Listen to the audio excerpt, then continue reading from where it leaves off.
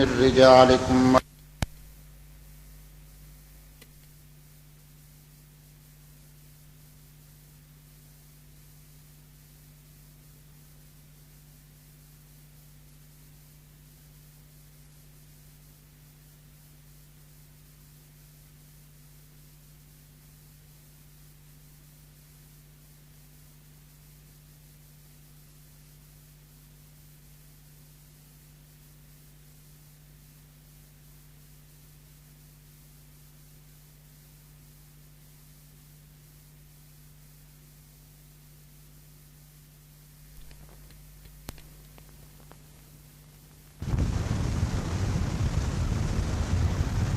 لا نبي بعده ولا رسول بعده ولا أمة بعد أمته.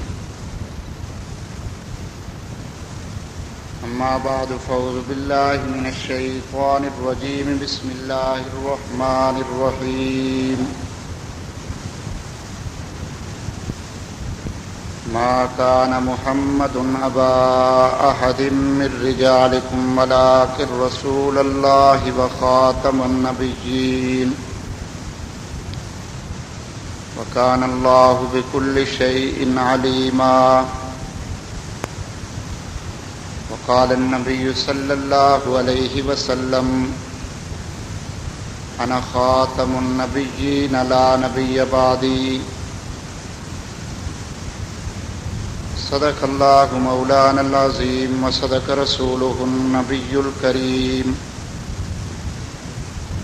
ونحن على ذلك لمن الشاهدين والشاكرين والحمد لله رب العالمين.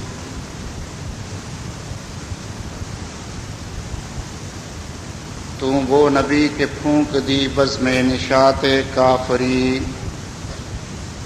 راشے خوف بن گیا رقص بتانے آزری. بھٹکے ہوں پہ کی نظر رخش خضر بنا دیا، سلجھا ہوا تھا کس قدر تیرا دماغ رہبری. تیرا لباس چادر کہنا بطول، تیری غذا خوش مزہ نان شعیر حیدری. حد پہ پہنچ کے ایک بات کہتا ہوں تیری شان میں کہ دہر میں ختم ہوئی تیری ذات پہ پیمبری. یا رب صلی وسلم دائما ابدا علی نبیک علی رسولک علی حبیبک خیر الخلق کلہم. هو الحبيب الذي ترجى شفاعته لكل هول من الأحوال مقتحم. اللهم صل على سيدنا ومولانا محمد وعلى آل سيدنا ومولانا محمد بعدد كل ذرة ألف ألف مرة. واجب الاحترام بزرگوں بھائیوں، میں نے آپ کے سامنے قرآن مجید فرقان حمید کی ایک مشہور و معروف آیت اور آن حضرت صلی اللہ علیہ وسلم کا ایک معروف ارشاد گرامی پڑھا ہے. دعا یہ فرماؤ کہ اللہ پاک مجھے صحیح انداز میں گفتگو کرنے، بات سمجھانے کی توفیق عطا فرمائے. آپ کو سمجھنے کی، ہم سب کو اس پر عمل کرنے کی توفیق عطا فرمائے.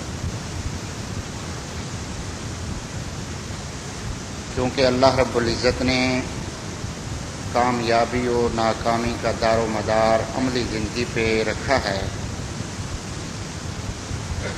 اس لیے عمل بہت ضروری ہے. عمل کے بغیر ناکامی ہے. آپ اگر غور فرمائیں گے تو آپ کو نظر آئے گا اعمال اگر اچھے ہیں، درست ہیں، صحیح ہیں، قرآن و سنت کے مطابق ہیں تو نجات ہے، کامیابی ہے، کامرانی ہے. اور اس دنیا سے رخصت ہونے کے بعد ٹھکانہ جنت ہے۔ خدا نخواستہ اعمال اگر قرآن و سنت کے خلاف ہیں، برے ہیں،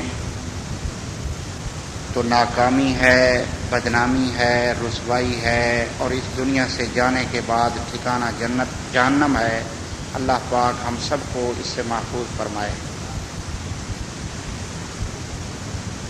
آپ اگر تاریخ انسانی پہ غور فرمائیں گے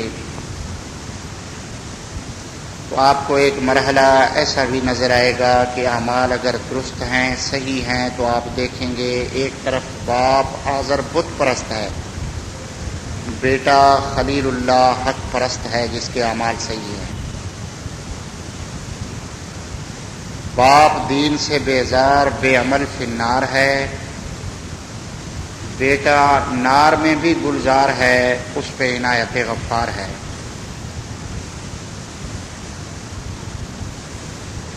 آپ نظر دوڑائیں گے ایک مرحلہ آپ کو ایسا بھی تاریخ میں نظر آئے گا کہ ایک طرف خامند فرعون لعین ہے، اس کی گھر والی حضرت آسیہ جس کے اعمال درست ہیں، قرآن و سنت کے مطابق ہیں، وہ جنت میں مکین ہے۔ خامند پہ خدا کا عذاب ہے، حضرت آسیہ دنیا و آخرت میں کامیاب و شاداب ہے۔ اس لیے رحمت للعالمین خاتم النبیین امام الانبیاء رہبر و رہنما محمد مصطفیٰ صلی اللہ علیہ وسلم نے اپنی زبان فیض ترجمہ گوہر فشاں سے بار بار یہ اعلان فرمایا، ان اللہ لا ينظر الى صورکم، اللہ کے ہاں شکل و صورت کو دیکھ کے حسن و جمال سے متاثر ہو کے فیصلے نہیں کیے جاتے، اور نہ کسی کا حسب نسب دیکھ کے فیصلے کیے جاتے ہیں، ولیکن اللہ ینظر الی اعمالکم وقلوبکم، اللہ پاک تمہارے اعمال کو اور تمہارے دلوں کی حالت کو دیکھ کر فیصلے فرماتے ہیں۔ آپ ملاحظہ فرمائیں، اگر صورت کی کوئی قدر و قیمت ہوتی، ابو لہب، لہب عربی میں شعلے کو کہا جاتا ہے، اتنا حسین تھا ابو لہب کہ اس کے رخسار سے حسن کے شعلے اٹھتے، شعائیں اٹھتی، لیکن اعمال صحیح نہیں ہے، حسین بھی ہے، حسن و جمال ہے، آن حضرت کا قریبی رشتہ دار ہے، چچا ہے آپ کا، وہ جہنم کا ایندھن بنتا ہے۔ حضرت بلال حبشے سے تشریف لاتے ہیں، کوئی ظاہری حسن و جمال نہیں ہے، رنگ سیاہ ہے، ہونٹ موٹے ہیں، زبان چچری ہے، پیغمبر کی غلامی میں آ کے عملی زندگی کو اپنایا، قرآن و حدیث پہ عمل کیا، جوتی سمیت جنت کے وارث بن گئے۔ آپ نے سنا ہوگا علماء کرام سے کہ آن حضرت صلی اللہ علیہ وسلم جب معراج پہ تشریف لے گئے، آسمانوں پہ کسی کے پاؤں کے چلنے کی آہٹ کو سنا، تو آپ نے جبریل امین سے پوچھا، جبریل یہ کون ہے جو آسمانوں پہ یہاں چل رہا ہے ہم سے آگے؟ جبریل امین نے جواب دیا کہ آقا آج آپ اس مقام پہ پہنچے ہیں جہاں تک کوئی بشر نہیں پہنچا۔ تمام انبیاء کو اللہ نے معراج کا شرف نصیب فرمایا، لیکن ان کی معراج زمین پہ ہوئی، اللہ نے آپ کو آسمانوں پہ بلا کر معراج کرائی۔ آپ جس مقام پہ پہنچے ہیں، آدم علیہ السلام سے لے کے عیسیٰ علیہ السلام تک انبیاء کی جماعت میں سے کسی نبی کو یہ مقام حاصل نہیں ہوا۔ آپ کو اللہ نے اتنے اہتمام سے بلایا کہ ہزاروں فرشتے آپ کے استقبال کے لیے بھیجے، جنت کی سواری آپ کو لانے کے لیے بھیجی گئی، تمام انبیاء کو بیت المقدس میں آپ کے استقبال کے لیے آپ کے آنے سے پہلے جمع فرما دیا گیا، پھر ہر آسمان پہ استقبال کا انتظام فرمایا گیا، فرشتوں کو حکم ہوا کہ تم درود پڑھتے رہو، جنت کو اس مرحلے پہ سنوارا گیا، جہنم کے دروازے بند کر دیے گئے، پورے آسمان میں رحمت کی چادر بچھا دی گئی، اور سارے آسمانوں پہ اعلان کر دیا گیا اللہ رب العزت کی طرف سے کہ سب اپنی اپنی جگہ پر انتظار فرماؤ، آج میرا حبیب محمد عربی آخری رسول خاتم النبیین آسمانوں پہ آ رہا ہے۔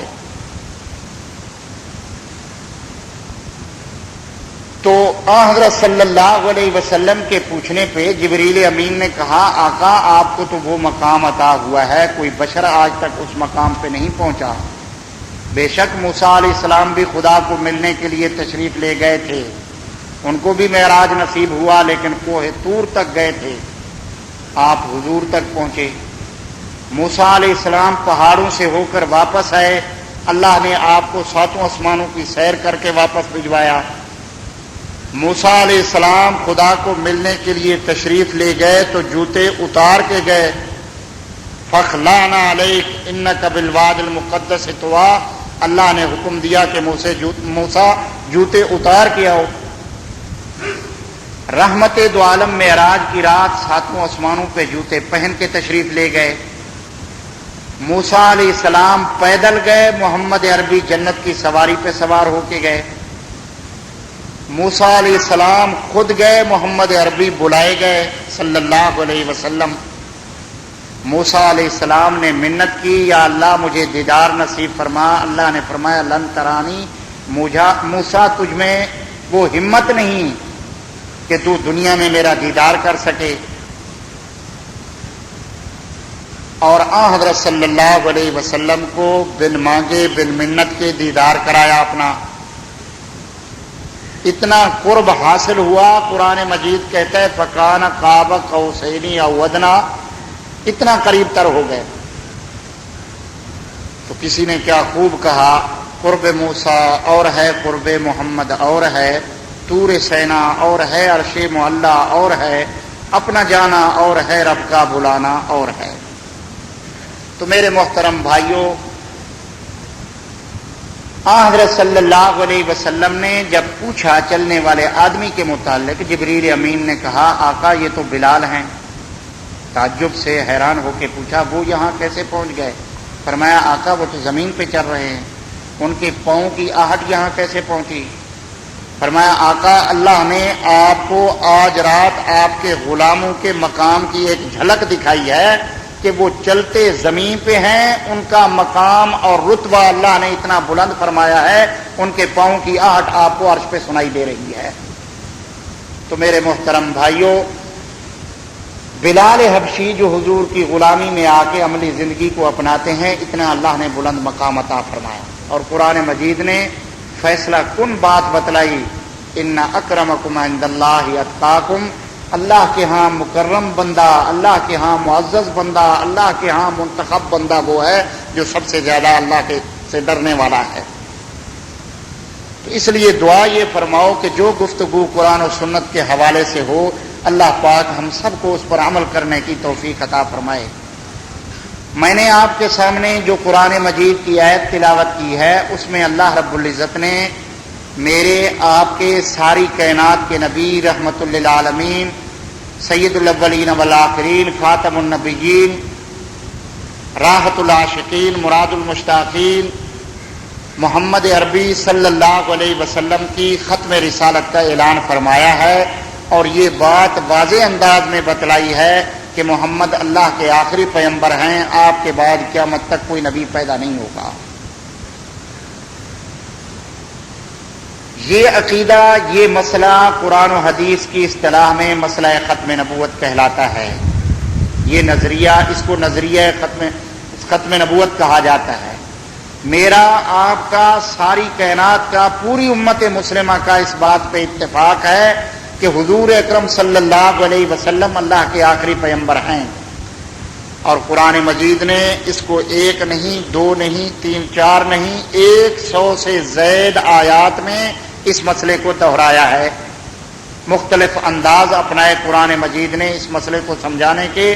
کہیں اللہ رب العزت نے ارشاد فرمایا قل یا ایھا الناس انی رسول اللہ الیکم جمیعا۔ اللہ نے کہلوایا کہ میرے حبیب اعلان کر دو، لوگوں سے کہہ دو کہ میں تم سب کی طرف نبی بنا کر بھیجا گیا ہوں، خواہ کوئی عرب کا باشندہ ہو، عجم کا باشندہ ہو، مغرب کا ہو، مشرق کا ہو، شمال کا، جنوب کا، دنیا کے کسی خطے میں رہنے والا کوئی انسان ہے، اللہ نے حکم دیا کہ میرے حبیب اعلان کر دو سب انسانوں کو مخاطب کر کے کہ میں تم سب کی طرف نبی بنا کر بھیجا گیا ہوں۔ اور حضرت صلی اللہ علیہ وسلم نے ارشاد فرمایا کہ میں اس کا بھی نبی ہوں جس نے میرا زمانہ پا لیا، اور جو میرے بعد پیدا ہوں گے قیامت تک انسان، میں ان سب کا نبی ہوں۔ ایک اور مرحلے پہ قرآن مجید کے اندر ارشاد ہوتا ہے وَمَا أَرْسَلْنَاكَ إِلَّا رَحْمَةً لِّلْعَالَمِينَ۔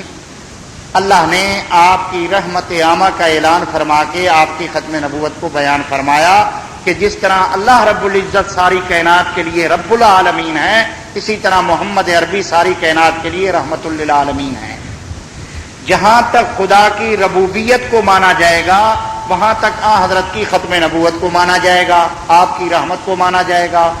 جہاں تک خدا کی خلقت بسائی جائے گی، خدا کی خلقت موجود ہوگی، وہاں تک محمد عربی کی امت مانی جائے گی، محمد عربی کی امت ہوگی۔ جہاں تک خدا کی خدائی ہوگی وہاں تک محمد عربی کی مصطفائی ہوگی، خدا رب العالمین کہلائے گا، محمد عربی رحمت للعالمین کہلائیں گے۔ رحمت خدا کی ہوگی، مغفرت خدا کی ہوگی، رحمت محمد مصطفیٰ کی ہوگی۔ رب وہ کہلائے گا، شاہ عرب یہ کہلائے گا۔ تو بہر کیف اللہ نے اس انداز سے اشارہ کر کے بتلایا کہ آپ ساری کائنات کے لیے رحمت للعالمین ہیں، آپ کی رحمت کو عام فرما کے اشارہ کیا کہ آپ خاتم النبیین ہیں۔ اسی طرح ایک اور مرحلے پہ اللہ رب العزت نے تکمیل دین کی بشارت دیتے ہوئے قرآن مجید کے اندر ارشاد فرمایا اور آپ کی ختم نبوت کی طرف اشارہ فرمایا الیوم اکملت لکم دینکم واتممت علیکم نعمتی ورضیت لکم الاسلام دینا۔ اللہ رب العزت نے اس آیت مبارکہ کے اندر تکمیل دین کی بشارت دی، نعمت کے پورا ہونے کا اعلان فرمایا۔ تو اس کے ساتھ ضروری تھا جب دین مکمل ہو گیا، 1,24,000 انبیاء جس پروگرام کو لے آئے تھے وہ محمد عربی کی آمد سے مکمل ہو گیا، پایہ تکمیل کو پہنچ گیا، نعمت پوری ہو گئی، اور اللہ نے دین اسلام کو پسندیدہ دین کا خطاب دیا، ان الدین عند اللہ الاسلام۔ جب پروگرام مکمل ہو جائے، کوئی مشن پایہ تکمیل کو پہنچ جائے، اس مشن کے لانے والے افراد کے بھی خاتمے کا اعلان کر دیا جاتا ہے کہ اب چونکہ مشن مکمل ہو گیا ہے، اب اس سلسلے میں کوئی آدمی نہیں آئے گا۔ جب دین مکمل ہو گیا، پایہ تکمیل کو پہنچ گیا، نعمت پوری ہو گئی، تبیانا لکل شیء، قرآن مجید کے اندر ہر چیز کا بیان کر دیا گیا۔ کوئی ایسا مسئلہ باریک سے باریک تر جس کا اشارہ قرآن مجید کے اندر نہ کیا گیا ہو، ہر مسئلے کو کھول کھول کر بیان کر دیا گیا۔ دین اسلام کو پسندیدہ دین قرار دینے کے بعد اللہ رب العزت نے محمد عربی کی ختم نبوت کا واضح لفظوں میں اعلان فرمایا ما کان محمد ابا احد من رجالکم ولکن رسول اللہ وخاتم النبیین، کہ اے انسانوں، محمد عربی صلی اللہ علیہ وسلم تم میں سے کسی جوان مرد کے باپ نہیں۔ جوان مرد کی قرآن نے شرط لگائی ہے، آپ کے صاحبزادے تو ہوئے، سن بلوغ کو پہنچنے سے پہلے وہ دنیا سے اٹھا لیے گئے۔ علماء نے لکھا ہے کہ اس میں بھی حکمت تھی اللہ رب العزت کی کہ نبی کا بیٹا بڑا ہو کر چلے، اس کی چال کو دیکھ کے کوئی متاثر ہو کہ یہ نہ کہے کہ اس کی چال کا انداز حضور جیسا ہے۔ نبی کا بیٹا دنیا میں جب لوگوں کے سامنے آئے گا، اس کی صورت کو دیکھ کر کوئی دھوکہ نہ کھائے اور یہ نہ کہے اس کی صورت حضور سے ملتی ہے۔ نبی کا صاحبزادہ جب جوان ہو کے گفتگو کرے گا، لوگ اس کی گفتگو سے متاثر ہو کے یہ نہ کہنا شروع کر دیں اس کی گفتگو حضور سے ملتی ہے۔ اللہ رب العزت نے حکمت کے تحت آپ کے صاحبزادوں کو بچپن میں اٹھا لیا۔ اللہ نے اشارہ فرمایا کہ جس طرح میں اپنی خدائی میں وحدہ لا شریک ہوں، اسی طرح میرا محمد اپنی رسالت میں، بول میں، چال میں، رفتار میں، گفتار میں، کردار میں، ہر حال میں، سیرت میں، صورت میں ساری کائنات سے نرالا ہے اور وحدہ لا شریک ہے۔ اس کی آنکھ کے اشارے کا مقابلہ ساری دنیا نہیں کر سکتی، اس کی رفتار کا مقابلہ ساری دنیا نہیں کر سکتی۔ سارے متکلم جمع ہو جائیں، سارے اہل لسان جمع ہو جائیں، فصیح و بلیغ ادیب جمع ہو جائیں، محمد عربی کے زبان سے نکلے ہوئے ایک ارشاد گرامی کا مقابلہ نہیں کر سکتے۔ سارے حسین جمع ہو جائیں، محمد عربی کے حسن کا مقابلہ نہیں کر سکتے۔ کسی نے کیا خوب کہا، حسن یوسف دم عیسیٰ ید بیضاداری، آنچ خوباں ہما دارند تو تنہا داری۔ یوسف علیہ السلام کو بھی اللہ نے حسن عطا فرمایا، اور احادیث میں آتا ہے نصف حسن پوری کائنات کا حضرت یوسف کو دیا گیا اور نصف پوری کائنات کو۔ اور علماء نے اس پر بحث کی ہے، محدثین نے، کہ حضرت کا حسن اس سے مستثنا ہے، ساری کائنات کو جتنا حسن ملا ہے اکیلے محمد الرسول اللہ کو اس سے زیادہ دیا گیا ہے۔ حضرت ابو ہریرہ راوی ہے، فرماتے ہیں حضرت صلی اللہ علیہ وسلم مسجد نبوی میں آرام فرما ہیں، یمن سے چادریں آتی تھی، لال دھاریوں والی چادر آپ نے اوپر کی ہوئی ہے، چہرہ مبارک چمک رہا ہے، 14ویں رات کا چاند ہے۔ حضرت ابو ہریرہ فرماتے ہیں کبھی میں چاند کو دیکھتا ہوں، کبھی حضرت کے چہرے کو دیکھتا ہوں، کبھی چاند کو دیکھتا ہوں، کبھی چہرے کو دیکھتا ہوں، دیکھ رہا ہوں کہ کون زیادہ حسین ہے، چاند زیادہ حسین ہے یا میرے رحمت دو عالم صلی اللہ علیہ وسلم کا چہرہ زیادہ حسین ہے۔ صحابی فرماتے ہیں میں فیصلہ کرنے پر مجبور ہوا کہ چاند میں وہ حسن چمک نظر نہیں آتی جو محمد عربی صلی اللہ علیہ وسلم کے چہرے میں اللہ نے حسن و جمال رکھا ہے۔ صحابہ فرماتے ہیں ہمیں بھوک لگتی، امام الانبیاء کا چہرہ دیکھتے ہماری بھوک ختم ہو جاتی، ہمیں پیاس لگتی، رحمت دو عالم کا چہرہ دیکھتے پیاس ختم ہو جاتی۔ دنیا جہاں کے صدمے ہمارے ذہن پہ اگر آ جاتے، ہمارے ذہن پہ بوجھ ہوتا، محمد عربی کا چہرہ دیکھنے سے ہمارا سارا بوجھ اتر جاتا۔ مشہور واقعہ ہے، سیدنا ابو بکر صدیق کو جب کافروں نے مارا، کس بات پہ؟ اس بات پہ کہ حضور انور صلی اللہ علیہ وسلم کو چھڑانے کے لیے تشریف لے آئے۔ کافر جب حضرت پہ حملہ آور ہوئے، جب آپ تبلیغ کر رہے تھے، کافروں نے حضرت صلی اللہ علیہ وسلم کو تکلیف پہنچانی شروع کی۔ ابو بکر صدیق جب تشریف لائے، ایک ایک کافر کو دھکا دیا، حضور کو ان کے نرغے سے چھڑایا اور یہ آیت تلاوت کی، اتقتلون رجلا ان یقول ربی اللہ وقد جاءکم بالبینات، نمک حرامو نالائکو، ایسی ہستی کو مارتے ہو جو کہتا ہے اللہ ایک ہے، آؤ مجھے سر سے پاؤں تک ٹکڑے ٹکڑے کر دو، میرا جسم کا قیمہ بنا دو، لیکن میرے حبیب محمد عربی کو کچھ نہ کہو۔ کافروں نے جب یہ سنا، اس مداخلت پر کافروں نے ابو بکر صدیق کو اتنا مارا کہ بے ہوش ہو گئے۔ قبیلے والے جمع ہوئے، انہوں نے وارننگ دے دی، اگر اسی بیماری میں، اسی بے ہوشی میں ابو بکر صدیق انتقال کر گئے تو ہم فلاں آدمی سے جو مارنے میں پیش تھے ان سے قصاص لیں گے۔ 2-3 دن تک ہوش نہیں ہے، ماں سرہانے کے ساتھ بیٹھ کے چمچے سے پانی ڈال رہی ہے منہ میں کہ بیٹا ہوش میں آئے۔ جب 2 دن کے بعد آنکھیں کھولی، ماں نے تڑپ کے سوال کیا، ماں حالک یا ابا بکر، ابو بکر بہت مار کھائی ہے، بہت تکلیف ہوئی ہے، سارا کنبہ پریشان ہے، میں پریشان ہوں، یہ بتلاؤ اب طبیعت کیسی ہے؟ تو میرے محترم بھائیوں، اس عاشق زار، اس فنا فی الرسول، اس حبدار محمد سے جو پہلا جملہ نکلتا ہے ہوش میں آنے کے بعد، وہ اپنے متعلق نہیں تھا، وہ والدہ کے سوال کا جواب نہیں تھا۔ پہلا جملہ 2 دن کے بعد ہوش میں آنے کے بعد زبان سے یہ نکلا کہ ماں میرا حال مت پوچھ، مجھے یہ بتلا کہ میرے حبیب محمد عربی کس حال میں ہیں۔ ماں اس وقت تک مسلمان نہیں ہوئی تھی، وہ کہتی ہے بیٹے اب بھی ان کا نام لیتے ہو، انہی کی وجہ سے تو تمہیں مار پڑی ہے۔ صدیق اکبر فرماتے ہیں اماں میں تو زندہ انہی کے نام سے ہوں۔ تو آدمی بھیجے گئے، حضور انور کی خیریت دلوائی گئی، سنوائی گئی کہ حضرت خیریت سے ہیں اور فلاں جگہ پہ تشریف فرما ہیں۔ صدیق اکبر نے فرمایا مجھے اطمینان نہیں ہوتا، میں چل تو نہیں سکتا، مجھے رات کی تاریکی میں سہارا دے کے لے چلو، محمد عربی کا چہرہ دکھلاؤ، مجھے شفا ہو جائے گی۔ ماں نے یہ پوچھا کہ کسی حکیم کو بلائیں، فرمایا حکیم کی ضرورت نہیں، میرا حکیم خاتم النبیین ہے، مجھے اس کا چہرہ دیکھنے دو، اگر وہ خیریت سے ہے تو میری ساری تکلیف دور ہو جائے گی۔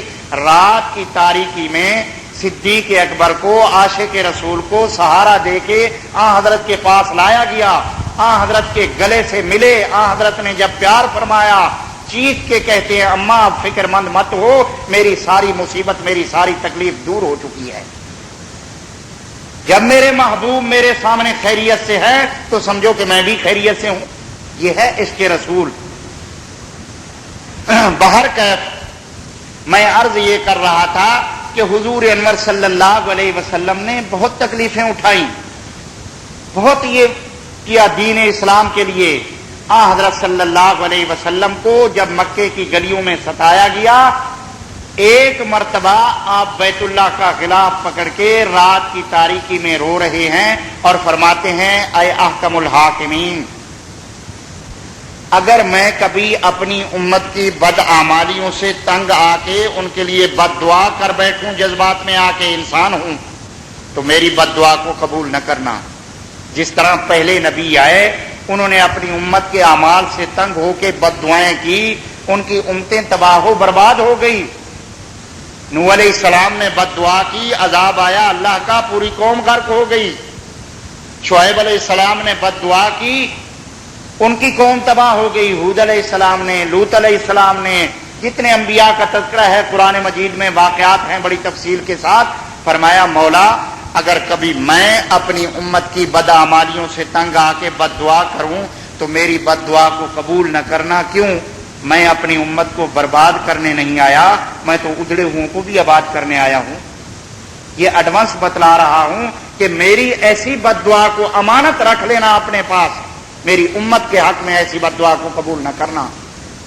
اتنا شفیق نبی اللہ پاک نے ہمیں عطا فرمایا ہے، دعوے سے کہا جا سکتا ہے کوئی باپ اپنی اولاد پہ اتنا شفیق نہیں جتنا محمد عربی صلی اللہ علیہ وسلم اپنی امت پہ شفیق ہیں۔ تو میرے محترم بھائیوں، قرآن مجید نے ارشاد فرمایا کہ محمد عربی صلی اللہ علیہ وسلم تم میں سے کسی جوان مرد کے باپ نہیں، کیا ہیں؟ اللہ کے رسول ہیں، اور رسول بھی ایسے خاتم النبیین، نبیوں کو ختم کرنے والے ہیں۔ خاتم کا معنی جو بھی کرو معنی آخری بنتا ہے، معنی بند کرنا بنتا ہے۔ خاتم کا معنی اگر مہر کرو، جس طرح کچھ لوگ دھوکہ دیتے ہیں، مہر کا معنی بھی بند کرنا ہے۔ قرآن مجید سے پوچھو، قرآن کہتا ہے ختم اللہ علی قلوبہم، اللہ نے مہر لگا دی ہے کافروں کے دلوں پر۔ کیا مطلب؟ مہر لگ جانے کے بعد قرآن کہتا ہے، بتلانا یہ مقصود ہے کہ کافروں کے دلوں میں جو کفر بھرا ہوا تھا، مہر لگ جانے کے بعد وہ کفر باہر نکل نہیں سکتا، وہ کفر اندر بند ہو کے رہ گیا، مہر لگ گئی کفر پر۔ اور مہر لگ جانے کے بعد ہدایت زبردستی اندر گھس نہیں سکتی، اندر کی چیز اندر رہ گئی، باہر کی چیز باہر رہ گئی، مہر لگ گئی دل پر، ہدایت باہر سے اندر جا نہیں سکتی، کفر اندر سے باہر نکل نہیں سکتا۔ اللہ نے نبوت پہ مہر لگا دی۔ کیا مطلب؟ جتنے نبی آنے تھے وہ آپ کی ذات اقدس سے پہلے دنیا میں تشریف لا چکے، ان کو کوئی نبوت کی فہرست سے نکال نہیں سکتا۔ محمد عربی کے بعد کوئی نیا نبی آ نہیں سکتا، یہ معنی ہے مہر کا۔ تو میرے محترم بھائیوں، قرآن مجید نے ارشاد فرمایا کہ محمد عربی صلی اللہ علیہ وسلم تم میں سے کسی جوان مرد کے باپ نہیں، لیکن اللہ کے رسول ہیں، اور رسول، ہر رسول اپنی امت کا روحانی باپ ہوتا ہے۔ چنانچہ حضرت بھی اپنی امت کے روحانی باپ ہیں۔ تو کوئی یہ اعتراض نہ کرے کہ جب آپ باپ نہیں ہیں کسی جوان مرد کے تو ایک چیز کی کمی رہ گئی آپ کے اندر۔ کس چیز کی؟ شفقت پدری کی۔ جس طرح باپ کے دل میں اولاد کے لیے شفقت موجود ہوتی ہے، ممکن ہے جب حضور باپ ہی نہیں ہے تو شفقت پدری نہیں ہوگی۔ اللہ نے اس کا بھی جواب دیا، فرمایا ولاکن رسول اللہ، اللہ کے رسول ہیں، ہر رسول اپنی امت کا روحانی باپ ہے۔ وخاتم النبیین، اس چیز کو مزید واضح فرمایا جہاں مسئلہ ختم نبوت بیان کیا، آپ کی شفقت پدری جو بے انتہا ہے اس کو بھی بیان فرمایا. اور رسول بھی ایسے ہیں جو خاتم النبیین ہیں، آخری رسول ہیں. اب قیامت تک جتنے انسان پیدا ہوں گے، جتنے لوگ کلمہ پڑھیں گے، وہ آپ کی روحانی اولاد کہلائیں گے، اور آپ سب کی پوری امت کے روحانی باپ کہلائیں گے. جس شخص کی اتنی زیادہ مقدار میں روحانی اولاد ہو، اللہ نے اتنی زیادہ تعداد میں اس کے دل کے اندر شفقت پدری رکھ دی. میرے محترم بھائیوں، آپ غور کریں، یہ شفقت پدری کا نتیجہ ہے کہ آپ کی راتوں کی نیند اڑ جاتی ہے امت کے غم میں، امت کے لیے دعا کرتے ہیں. یہ شفقت پدری کا نتیجہ ہے. آپ معراج پہ تشریف لے جاتے ہیں، اللہ کی طرف سے تحائف ملتے ہیں، تحائف کا تبادلہ ہوتا ہے. اللہ پاک پوچھتے ہیں اے نبی تم میرے لیے کیا لے کے آئے؟ آپ نے ارشاد فرمایا التحیات للہ والصلوات والطیبات، تمام مالی قولی فعلی باتیں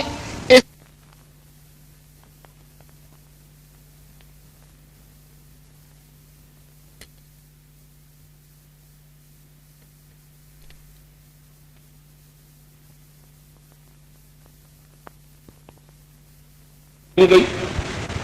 آپ قربانی فرماتے ہیں، حدیث میں آتا ہے حضرت نے 2 دمبے خریدے، سارا سال ان کی خدمت کی، بڑے موٹے تازے دمبے تھے، ان کو کھلایا پلایا چرایا، ان کی خدمت کی. قربانی کا دن آیا تو ان کو ذبح فرمایا اور یہ دعا فرمائی کہ مولا یہ قربانی میری طرف سے، میری آل کی طرف سے، میرے ان غریب امتیوں کی طرف سے جو قربانی کے پیسے نہیں رکھتے.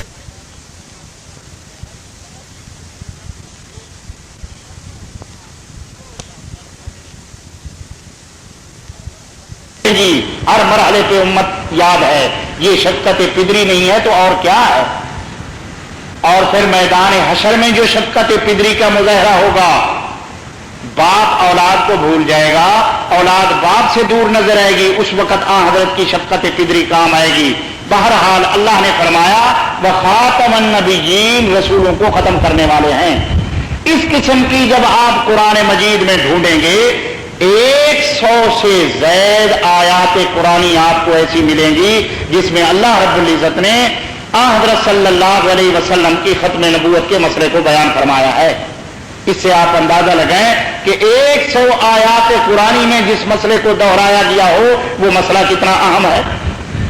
پھر حضور اکرم صلی اللہ علیہ وسلم نے اپنی زبان مبارک سے 1 نہیں 2 نہیں 3 4 نہیں 200 سے زائد مرتبہ مسئلہ ختم نبوت کو بیان فرمایا.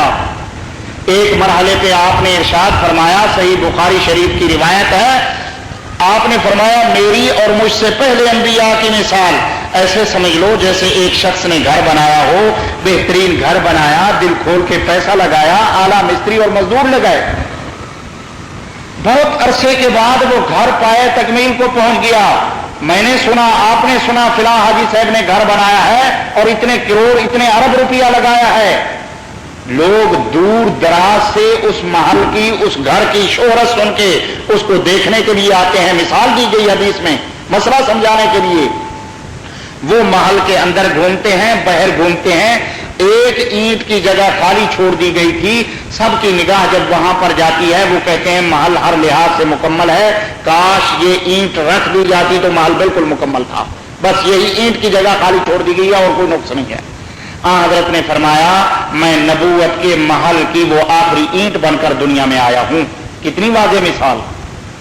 ایک اور مرحلے پہ آپ نے یوں ارشاد فرمایا مسئلہ ختم نبوت سمجھاتے ہوئے، آپ نے فرمایا لو کان بعدی نبی لکان عمر بن خطاب، اگر میرے بعد کسی قسم کا کوئی نبی آنا ہوتا، بروزی ذلی یہ ساری اجمی اصطلاحیں ہیں، قرآن و حدیث سے اس کا کوئی تعلق نہیں ہے. کسی قسم کا حضرت نے فرمایا نبی آنا ہوتا تو فاروق اعظم میں اتنی صلاحیت تھی کہ وہ میرے بعد نبی ہوتے. میں نے اور آپ نے فاروق اعظم کا نام سنا ہے، آپ کے اس مقام سے ہم واقف نہیں ہیں جو قرآن و حدیث میں بیان کیا گیا ہے. فاروق اعظم کا مقام پوچھنا ہے تو قرآن مجید کا مطالعہ کرو. 20 مقامات آپ کو ایسے ملیں گے فاروق اعظم نے جو کچھ زمین پہ کہا اللہ نے قرآن بنا کے آسمانوں سے نازل کر دیا. فاروق اعظم نے پردے کا مشورہ دیا, اللہ نے فرمایا یا ایھا النبی قل لازواجک و بناتک و نساء المؤمنین یدنین علیہن من جلابیبہن. پردے کا حکم سب سے پہلے حضرت صلی اللہ علیہ وسلم کو مشورہ فاروق اعظم نے دیا. اس مشورے کی تائید کرتے ہوئے قانون اللہ پاک نے آسمانوں سے بنا کے بھیج دیا. فاروق اعظم نے فرمایا کہ میرا جی چاہتا ہے مقام ابراہیم پہ کھڑے ہو کے نفل ادا کیے جائیں. حضرت نے فرمایا جی تو میرا بھی چاہتا ہے. فاروق اعظم نے کہا پھر آپ امام میں مقتدی. فرمایا فاروق آپ کے اور میرے چاہنے سے قانون نہیں بنتا, قانون تو اللہ پاک بناتے ہیں. اللہ نے فوراً حکم دیا واتخذوا من مقام ابراہیم مصلی. فاروق اعظم رضی اللہ تعالیٰ عنہ سے جب مشورے کے دوران ام المومنین حضرت عائشہ صدیقہ, پیغمبر کی رفیقہ, ازواج میں لائقہ, کائنات میں باصدیقہ, امت پہ شفیقہ, خوش نصیبہ, گلشن رسالت کی اندلیبہ, حبیب خدا کی حبیبہ, میری اور آپ کی روحانی ماں, حقیقی ماں سے بڑھ کر مرتبہ رکھنے والی روحانی ماں حضرت عائشہ کے بارے میں جب پوچھا گیا فاروق اعظم سے کہ آپ کا کیا مشورہ ہے, فاروق اعظم نے فرمایا آقا میں اپنا مشورہ بعد میں دوں گا, پہلے میرا ایک اشکال ہے وہ دور فرمائیں. حضرت نے فرمایا کیا؟ فرمایا یہ جو آپ نے نکاح کیے ہیں حضرت عائشہ سے, حضرت حفصہ سے, یہ آپ نے اپنی مرضی سے کیے ہیں یا کسی کے کہنے پر؟ حضرت نے انگلی آسمان کی طرف اٹھائی کہ یہ نکاح تو اللہ کے حکم سے ہوا. میں تو بول نہیں سکتا جب تک وہ بلوائے نہیں, میں قدم نہیں اٹھا سکتا جب تک اس کا حکم نہ ہو, میں اشارہ نہیں کر سکتا جب تک اس کی منشا نہ ہو. نکاح جیسا اتنا اہم فیصلہ میں کیسے کر سکتا ہوں جب تک اس کا حکم نہ ہو؟ یہ نکاح تو اللہ کے حکم سے ہوئے ہیں. فاروق اعظم نے فرمایا آقا پھر اللہ اتنا بھولا بھالا نہیں ہے کہ نبی پاک ہو اور بیوی ناپاک دے دے. جب کوئی باپ اپنی اولاد کے لیے غلط رشتہ لینے کو تیار نہیں, ہر باپ کی خواہش ہوتی ہے کہ میرے بیٹے کے لیے ایک سیرت و صورت ہر اعتبار سے پاکیزہ عورت ہے, پاکیزہ بہو ہے. ہر باپ کی جب یہ خواہش ہوتی ہے, جو احکم الحاکمین ہے, عالم الغیب ہے, وہ خدا کیسے چاہے گا کہ رحمت للعالمین کے بسترے پہ نعوذ باللہ ناپاک بیوی بھیج دے؟ اور اس کے بعد فرمایا آقا سبحانک ھذا بہتان عظیم, سبحانک ھذا بہتان عظیم. یہ فاروق اعظم کے الفاظ ہیں, تاریخوں میں آتا ہے. اللہ نے ملن وہی فیصلہ فرمایا, نہ اس میں ترمیم نہ اس میں اضافہ. اللہ نے فرمایا جبریل وہی فیصلے کی, اسی فیصلے کی تائید کر دو جو فاروق اعظم نے کیا ہے. وہی ایتیں لے کر جبریل امین نازل ہوئے اور اللہ نے فیصلہ فرمایا سبحانک ھذا بہتان عظیم. تو میرے محترم بھائیوں یہ ایک الگ موضوع ہے, انشاءاللہ پھر کبھی موقع ملا تو. حضرت صلی اللہ علیہ وسلم نے مسئلہ ختم نبوت سمجھانے کے لیے ارشاد فرمایا لو کان بعدی نبی لکان عمر. کتنی واضح مثال. فرمایا میرے بعد اگر نبوت جاری ہوتی, نبوت فاروق اعظم کو ملتی. ٹائم کیا ہے جی؟ 1 بجے تک. حضرت صلی اللہ علیہ وسلم نے آگے ارشاد فرمایا ایک اور مرحلے پہ اس مسئلے کو سمجھاتے ہوئے, مسئلہ ختم نبوت کو واضح کرتے ہوئے, غزوہ تبوک کے موقع پہ جب آپ جہاد کے لیے تشریف لے جا رہے تھے, صحابہ کرام آپ کے جھنڈے کے نیچے جذبہ جہاد سے سرشار ہو کے کفر کے مقابلے کے لیے سینہ تان کے نکل رہے تھے. کافروں کو لوہے کے چنے چبوانے کے لیے مدینہ سے لشکر اسلام روانہ ہوا. حضرت صلی اللہ علیہ وسلم سپہ سالار ہیں, سپاہی ہزاروں کی تعداد میں آپ کی سپہ سالاری میں نکل رہے ہیں. ایک بہت بڑی سلطنت سے ٹکر تھی اور حضرت نے بڑی ترغیب دی. عجیب و غریب مثالیں ملتی ہیں صحابہ کرام کی اس لشکر میں شامل ہونے کے لیے. کیا جذبہ تھا ان کے دلوں کے اندر. اس مرحلے پہ حضرت علی المرتضیٰ کو آپ نے بلایا, فرمایا علی میں سفر پہ جا رہا ہوں, یہ مدینے میں آپ میرے نائب ہیں, مدینے کا خیال رکھیں, مدینے میں بچوں کا خیال رکھیں, عورتوں کا خیال رکھیں, کوئی دشمن میلی نگاہ مدینے پہ نہ ڈالے. آپ کی عادت مبارک تھی جب آپ مدینے سے باہر تشریف لے جاتے تو مدینے میں کسی کو اپنا نیب بنا کے جاتے، مدینہ کسی کے سپرد کر کے جاتے۔ تو اسی جیسے ہمارے حضرت باہر لندن میں ختم نبوت کانفرنس کے لیے تشریف لے گئے، حکم دے گئے کہ تم نے یہ جمعہ پڑھانا ہے، ان کے حکم کی تکمیل میں یہ عاجز آپ کے سامنے حاضر ہوا۔ اسی طرح حضرت صلی اللہ علیہ وسلم جب باہر تشریف لے جاتے تو حکم دے جاتے کسی رضاکار کو، کسی اپنے غلام کو کہ تم نے مدینے میں رہنا ہے، مدینے میں یہ کام کرنے ہیں۔ تو اس مرحلے پہ حضرت علی کو حکم دے گئے تھے۔ حضرت علی کو جب منافقین نے مدینے میں دیکھا، چیمیں گوئیاں شروع کی، یہودیوں نے دیکھا، انہوں نے کہا لقب ہے شیر خدا، اور پھرتا مدینے میں ہے، عورتوں کے ساتھ، بچوں کے ساتھ، معذور لوگوں کے ساتھ، شیر خدا ہوتا تو جہاد پہ جاتا۔ کافروں نے، منافقین نے حضرت علی کے متعلق جب اس قسم کی باتیں شروع کی، وہ باتیں چلتے چلتے حضرت علی تک پہنچ گئی۔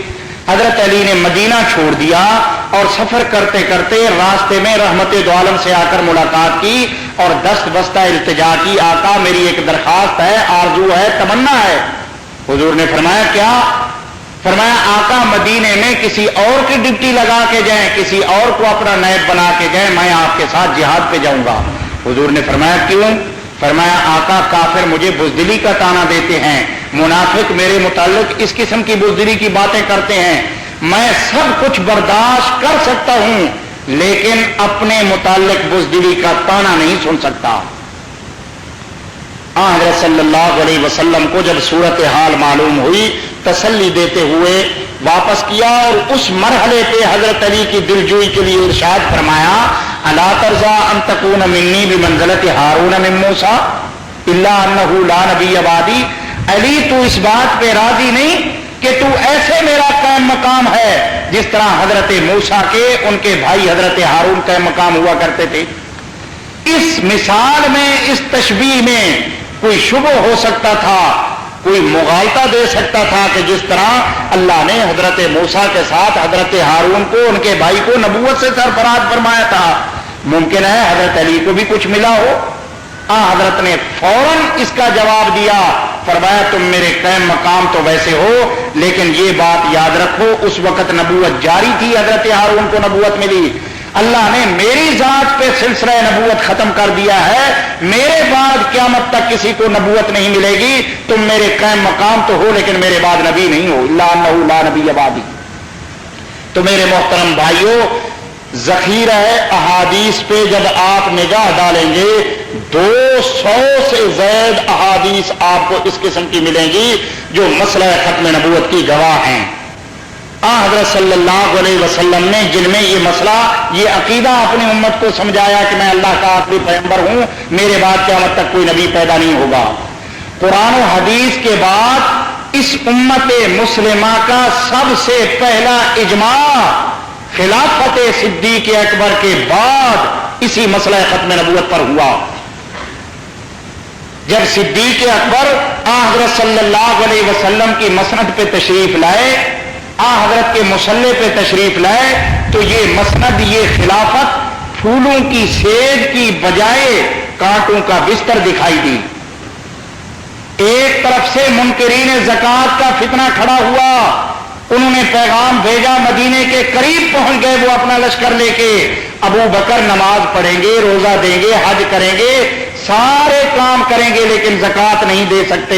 صدیق اکبر نے ان کے لیے جہاد کا پیغام بھیجا، فرمایا تکڑے ہو جاؤ، میں تم سے نمٹنے کے لیے آ رہا ہوں۔ حضور کے دور میں زکوٰۃ کے جانور کے ساتھ جو رسی آتی تھی، تم اس کا بھی انکار کرو گے تو میں تمہیں مرتد سمجھ کے تمہارے خلاف جہاد کروں گا۔ جہاد کیا اور اس فتنے کو نیست و نابود کر کے چھوڑا۔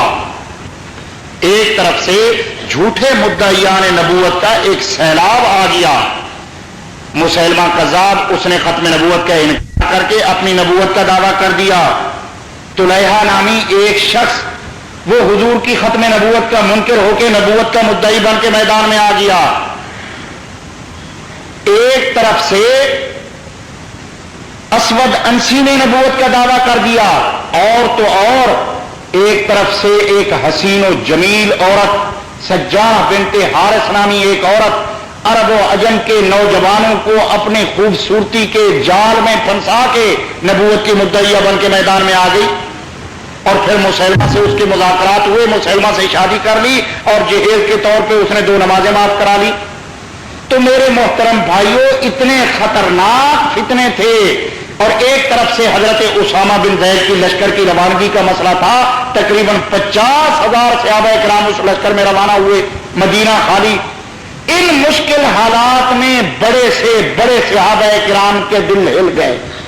فاروق اعظم جو اتنے جری اور بہادر تھے، وہ بھی اس مسئلے پہ اس مشکل مرحلے میں پانی پانی ہو گئے۔ صدیق اکبر کو نرمی کا مشورہ دینے لگے۔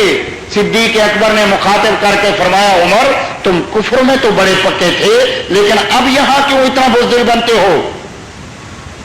صدیق اکبر نے مسیلمہ کذاب کو وارننگ دی، جہاد کا اعلان کیا، حضرت خالد بن ولید کی سرکردگی میں لشکر بھیجا۔ میرے محترم بھائیوں، صدیق اکبر نے اس مرتد سے کوئی مناظرہ نہیں کیا۔ اور یہ بھی ذہن میں رہے یہ بات، بہت سارے لوگ کہتے ہیں کہ مرزائی نماز پڑھتے ہیں، روزہ رکھتے ہیں، حج کرتے ہیں۔ مسلمہ نماز کا قائل تھا، روزے کا قائل تھا، حضور کی نبوت کا قائل تھا۔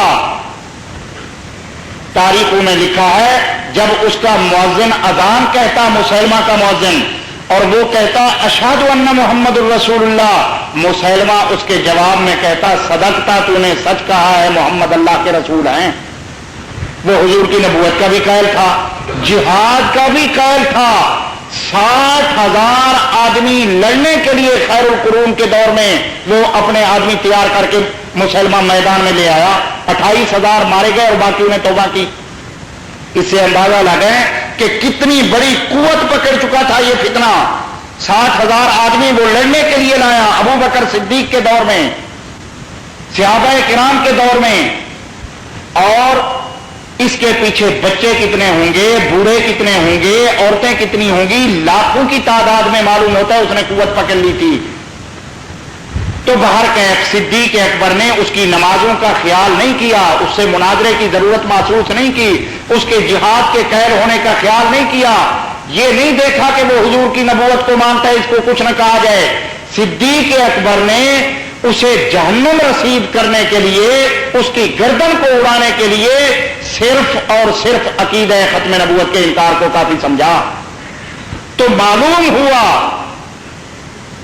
کہ دین میں داخل ہونے کے لیے تمام ضروری باتوں کا ماننا ضروری ہے، اور خارج ہونے کے لیے یہ نہیں دیکھا جائے گا پورے دین کا انکار کرے گا تو کافر بنے گا۔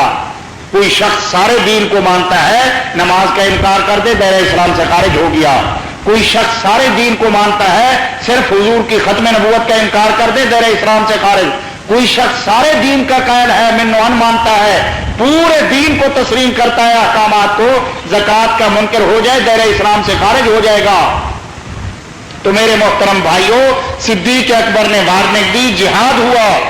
مسیلمہ کذاب کے ساتھ جو جہاد ہوا، اس جہاد میں 1200 صحابی رسول ناموس رسالت کی حفاظت کرتے ہوئے شہید ہوئے، 1200۔ اور حضور کے 23 سالہ دور نبوت میں پورے دین اسلام کی حفاظت کے لیے، پورے دین اسلام کی سربلندی کے لیے، نماز، روزے، حج، زکوٰۃ کی حفاظت کے لیے، اعلاء کلمت اللہ کے لیے، پورے اسلام کی حفاظت کرتے ہوئے اور اسے سر بلند کرتے ہوئے جو صحابہ شہید ہوئے 23 سالوں میں، آپ اگر مطالعہ کریں گے تاریخ اسلام کا، ان کی تعداد 250 ہے، اس سے زیادہ نہیں ہے پورے اسلام کی حفاظت کے لیے۔ صدیق اکبر نے اکیلے مسئلہ ختم نبوت کی حفاظت کے لیے 1200 صحابی رسول کی جانوں کا نذرانہ پیش کیا۔ اتنی بڑی قربانی کیوں دی؟ اور میں دعوے سے کہتا ہوں، تاریخ انسانی میں کسی مسئلے کی حفاظت پر اتنی بڑی قربانی پیش نہیں کی گئی۔ کیوں؟ میرا اور آپ کا عقیدہ ہے کہ پوری امت کے غوث جمع ہو جائیں، ایک صحابی کا مقابلہ نہیں کر سکتے۔ پیران پیر عبد القادر جیلانی رحمت اللہ علیہ بہت بڑے بزرگ گزرے ہیں، ان سے جب کسی نے صحابی کا مقام پوچھا تو انہوں نے بات سمجھانے کے لیے ارشاد فرمایا کہ میری 45 سالہ زندگی، میری تبلیغی زندگی، میری خیرات، برکات، عطیات، نوافل، واجبات، حج، زکات، میری ساری تصنیفات، تبلیغ، میری ساری کمائی زندگی کی ترازو کے ایک پلڑے میں رکھ دی جائے، بلال حبشی نے کلمہ پڑھ کے ان آنکھوں سے 1 منٹ حضور کے چہرے کا دیدار کر کے جو نیکی حاصل کی ہے وہ ترازو کے دوسرے پلڑے میں رکھ دی جائے، پیران پیر نے فرمایا میری ساری نیکیاں کم ہو جائیں گی، بلال حبشی کا 1 منٹ حضور کا چہرہ دیکھنا یہ نیکی میری ساری زندگی پہ غالب آ جائے گی۔ عبداللہ ابن مبارک سے کسی نے جب صحابی کا مقام پوچھا اور پوچھا اس انداز سے کہ حضرت معاویہ اور حضرت عمر بن عبدالعزیز کی شان میں کیا فرق ہے، ایک انداز تھا سائل کے پوچھنے کا، تو عبداللہ ابن مبارک نے جواب دیا کہ حضرت معاویہ جب حضور کے گھوڑے کے نیچے، حضور کے جھنڈے کے نیچے گھوڑے پر سوار ہو کر جہاد کے لیے گھوڑا دوڑائیں، اس گھوڑے کے پاؤں سے جو غبار اڑ رہی ہے 70 عمر بن عبدالعزیز اکٹھے ہو کے اس غبار کا مقابلہ نہیں کر سکتے۔ تو میرے محترم بھائیوں یہ صحابی کا مقام اور مرتبہ ہے۔ 1200 صحابی رسول جس مسئلے کی حفاظت کرتے ہوئے جانوں کا نذرانہ پیش کر دیں، میں اور آپ اپنے ضمیر سے پوچھیں، اپنے ایمان سے پوچھیں کہ وہ مسئلہ کتنا اہم ہے۔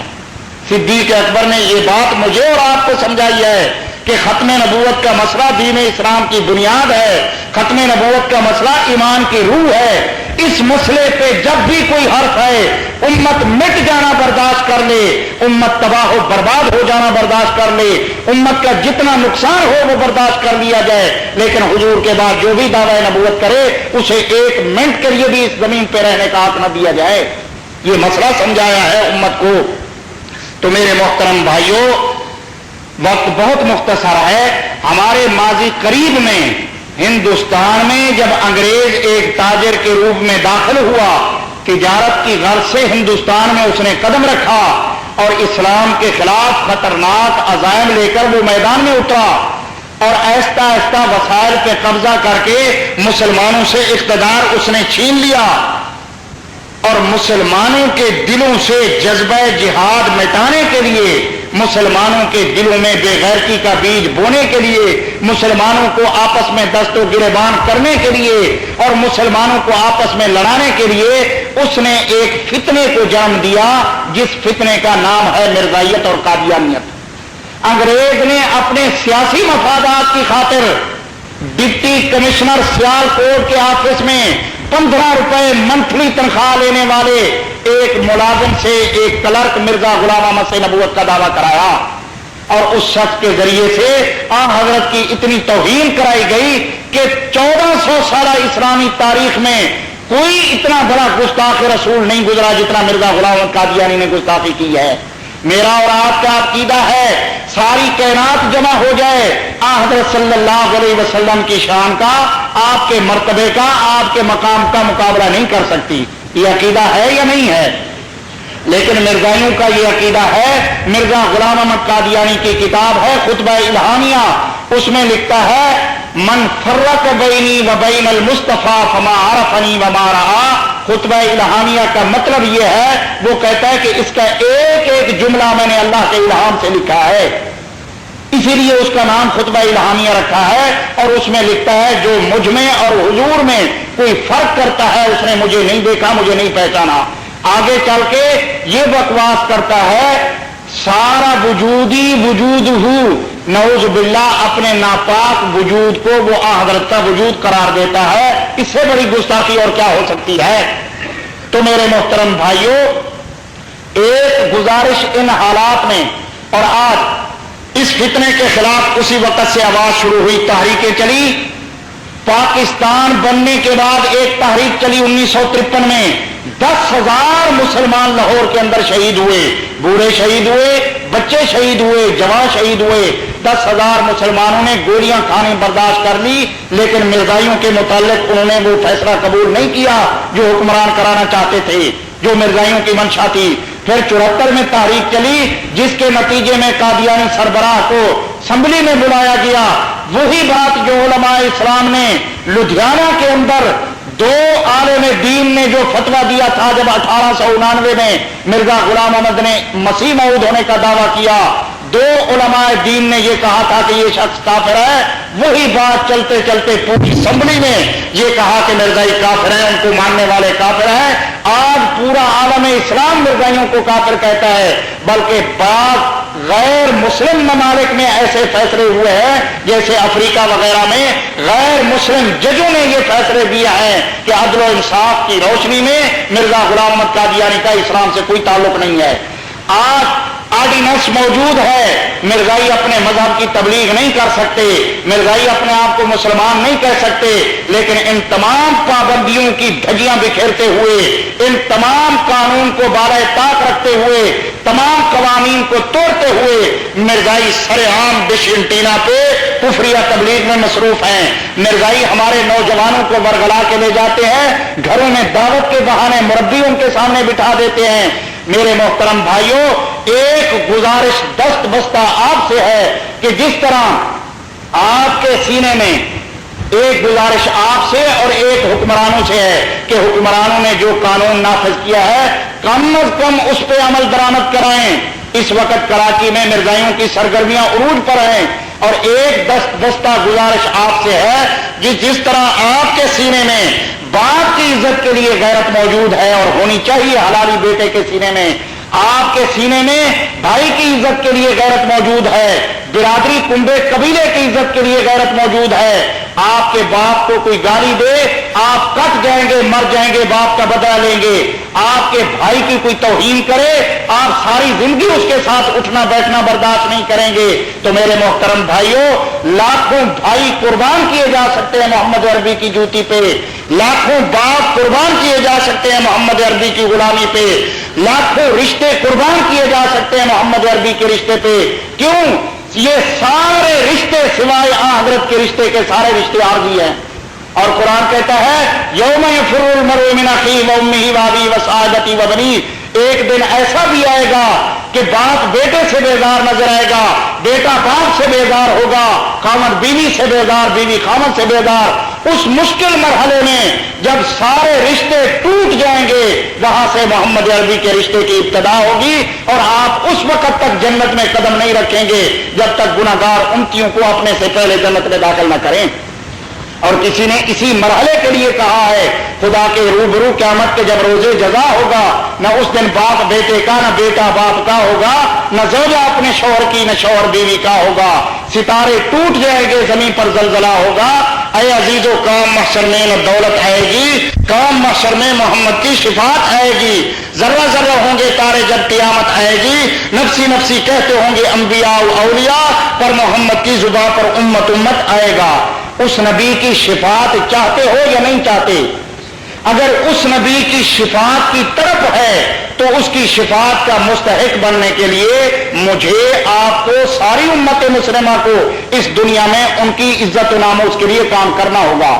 عالمی مجلس تحفظ ختم نبوت آپ کی اپنی جماعت ہے. یہ ہمارے اکابرین لندن تک مرزائیوں کا جواب دینے جاتے ہیں. یہ حضرت کی شفاعت کا مستحق بننے کے لیے جب اکابرین کا یہ حال ہے، میرا اور آپ کا اس سے زیادہ تیز حال ہونا چاہیے. دن رات ہماری یہ فکر ہو کہ کس طرح ان مرتدوں کا مقابلہ کیا جائے، کس طرح حضور کے دشمن کو نیچے کیا جائے، اور کس انداز سے حضرت کی شفاعت کا مستحق بنا جائے. یہ سوچ رکھنی چاہیے. میرے محترم بھائیوں، آج منظم طریقے سے عالمی مجلس پوری دنیا میں کام کر رہی ہے. کراچی میں باب الرحمت پرانی نمائش پہ ہمارا دفتر ہے. حضرت اقدس لدھیانوی صاحب کی قیادت میں، خواجہ خان محمد صاحب کی قیادت میں آپ کے یہ رضاکار، آپ کے خادم حضرت کی عزت و ناموس کے لیے جگہ جگہ یہ گزارش کر رہے ہیں کہ ہر مسلمان کو بیدار ہو جانا چاہیے. جس طرح اعلان ہوتا ہے سیلاب آ گیا ہے شہر چھوڑ دو، اس وقت ایک سیلاب ہے کفر کا. جس طرح اعلان ہوتا ہے شہر میں خطرناک ڈاکو داخل ہو چکے ہیں، محلے خالی کر دو، پہرا دینا شروع کر دو، اس وقت میدان میں ایمان کے ڈاکو اتر چکے ہیں. اپنے ایمانوں کو محفوظ کرنے کے لیے اپنے ایمانوں پہ پہرا دینا شروع کر دو. ہفت روزہ ختم نبوت جماعت کا ترجمان ہے. آپ تمام حضرات اس کو لیں. جماعت کے ساتھ معاملت بھی ہے, حضور سے تعلق کا ذریعہ بھی ہے. آپ اس کے خریدار بنیں, جماعتی خبریں سنیں. اس کے علاوہ حضرت اقدس جو حکم فرمائیں اس کے مطابق آپ تمام ساتھی ختم نبوت کے رضاکار بن کے پھیل جائیں. میرے محترم بھائیوں, اس وقت کافر مرزائی کفر کی تبلیغ کے لیے